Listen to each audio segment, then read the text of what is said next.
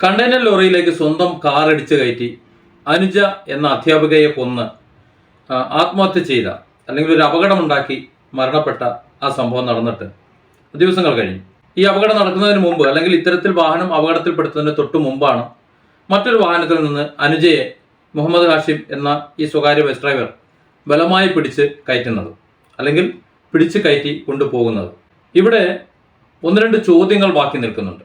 എന്തുകൊണ്ടാണ് മുഹമ്മദ് ഹാഷിം വന്ന് വിളിച്ചപ്പോൾ അനുജ നോ പറയാത്തത്, വരാൻ കഴിയില്ല എന്ന് പറയാത്തത്?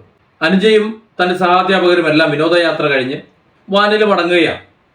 അങ്ങനെ മടങ്ങുമ്പോൾ ആ വാഹനത്തെ തടഞ്ഞു നിർത്തി അതിൽ നിന്നൊരാൾ ഇറങ്ങി വന്ന് അനുജയെ വിളിക്കുമ്പോൾ അനുജ ആ വാഹനത്തിൽ കയറാൻ തക്കവണ്ണം എന്ത് ബന്ധമാണ് അവർ തമ്മിലുള്ളത്? അല്ലെങ്കിൽ ബലമായി വാഹനത്തിലേക്ക് പിടിച്ചു കയറ്റുമ്പോൾ അനുജ നോ പറയാത്തത് എന്തുകൊണ്ടാണ്? എന്തുകൊണ്ടാണ് തൻ്റെ ചെറിയച്ഛൻ്റെ മകനാണ് വന്ന് വിളിക്കുന്നത് എന്ന് അനുജ സഹാധ്യാപകരോട് കള്ളം പറഞ്ഞത്?